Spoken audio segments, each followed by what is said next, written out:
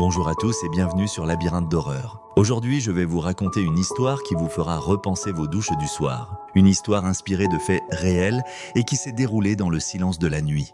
Dans cette vidéo, nous explorerons les détails effrayants de ce que c'est que de se sentir observé même dans le sanctuaire le plus privé, votre salle de bain. Préparez-vous à frissonner et restez jusqu'à la fin, parce que ce que vous allez découvrir pourrait vous hanter longtemps après que l'écran s'éteigne. Tout a commencé par une soirée comme les autres. Vous connaissez ce sentiment, quand la maison est silencieuse, que le seul bruit est celui de l'eau qui coule dans la douche. Et pourtant, quelque chose ne va pas. Notre histoire se déroule dans un appartement ordinaire, au cœur de la ville. La protagoniste, appelons-la Elena, venait de rentrer tard après une longue journée de travail. La fatigue pesait sur ses épaules et elle n'aspirait qu'à une chose, une douche chaude pour se détendre.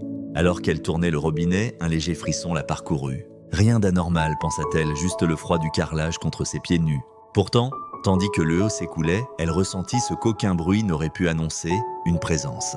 Une présence derrière elle, invisible, mais palpable. C'est ici que l'histoire prend un tournant inquiétant. Elena se concentrait sur le flux de l'eau, tentant de se convaincre qu'il ne s'agissait que de son imagination. Mais alors qu'elle fermait les yeux pour profiter de la chaleur de la douche, elle sentit un regard, glacial, intensément pénétrant. Comme si quelqu'un, quelque part dans la pièce, l'observait. Chaque bruit semblait amplifié. Le goutte à goutte de l'eau, le froissement de sa serviette, le souffle de la ventilation.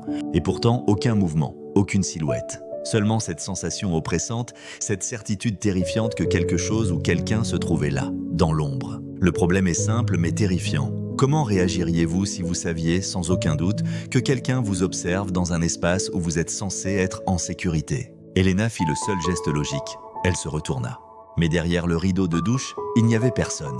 Rien qu'un miroir embué et sa propre silhouette déformée par la vapeur. Pourtant, ce sentiment d'être regardé ne disparut pas. Au contraire, il se renforça. C'est là que réside le défi psychologique. Notre cerveau est câblé pour détecter les menaces. Dans des environnements confinés, où l'on se sent vulnérable, chaque bruit, chaque reflet peut déclencher la panique. Et dans les histoires d'horreur, cette peur est amplifiée par la solitude et l'intimité de l'espace. Elena décida de sortir de la douche et de se sécher rapidement, les yeux scrutant chaque coin de la salle de bain. Son esprit tentait de rationaliser, une fenêtre mal fermée, un animal errant, mais aucune explication ne semblait plausible. Puis elle remarqua quelque chose d'anormal. Une trace sur le miroir. Pas un reflet de sa main, ni de la vapeur, mais comme une empreinte distincte, celle d'un doigt, apposée lentement, intentionnellement. Elle sentit son cœur s'accélérer. Comment cela était-il possible? Elle était seule. Enfin, c'est ce qu'elle croyait. Le suspense monta encore quand elle entendit un léger froissement derrière la porte. Instinctivement, elle retint son souffle et écouta. Rien. Puis un murmure, faible mais distinct. « Je te regarde ». Elena recula, glissant presque sur le carrelage humide. Elle tenta de crier, mais aucun son ne sortit. La peur avait paralysé sa voix. C'est alors qu'elle comprit, quelqu'un était effectivement dans l'appartement. La notion de sécurité, ce sanctuaire que l'on croit inviolable, venait de s'effondrer. Chaque pas résonnait, chaque ombre semblait bouger. La tension était presque insupportable. Elle resta figée, incapable de bouger, le cœur battant à tout rompre. Dans ce moment suspendu, le silence devenait assourdissant. Et pourtant, elle était seule, ou du moins, c'est ce qu'elle voulait croire. Chaque ombre devenait un suspect, chaque reflet une menace. La peur, dans son essence la plus pure, c'était longtemps après que l'écran s'éteigne. Et puis, le moment décisif. Elena prit une profonde inspiration et se précipita vers la porte de la salle de bain. Mais avant même qu'elle n'atteigne la poignée, une main froide et invisible sembla effleurer son épaule. Son cri résonna dans l'appartement vide, mais lorsqu'elle se retourna, il n'y avait toujours personne. C'est dans cette seconde que l'histoire atteint son paroxysme, la confrontation avec l'inconnu.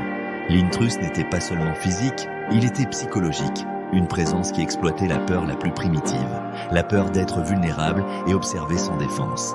Elena réussit finalement à sortir, tremblante et bouleversée, mais la peur ne la quitta pas immédiatement. Même après avoir verrouillé la porte, elle savait que ce qui s'était passé la hanterait, parce que certaines peurs ne disparaissent jamais complètement. Elle reste tapie, prête à surgir au moment le plus inattendu, même dans un simple moment de douche. Cette conclusion résumée, 250 mots. Cette histoire nous rappelle que la peur est parfois plus forte que la raison. Même dans des lieux familiers où l'on croit être en sécurité. Le simple sentiment d'être observé peut suffire à provoquer un frisson profond. Les histoires comme celle d'Elena exploitent nos instincts primaires. Le besoin de sécurité, l'anticipation du danger, la tension entre réalité et imagination. Elle nous montre que l'horreur n'est pas seulement ce que l'on voit, mais ce que l'on ressent. Alors, la prochaine fois que vous prendrez une douche tard le soir, rappelez-vous de ce récit. Écoutez attentivement les bruits autour de vous et demandez-vous si vous êtes vraiment seul. Parce que parfois, les yeux qui vous observent ne sont pas visibles, mais vous le sentez. Si cette histoire vous a glacé le sang, abonnez-vous et activez la cloche pour découvrir nos prochaines histoires d'horreur animées. Et préparez-vous à frissonner comme jamais.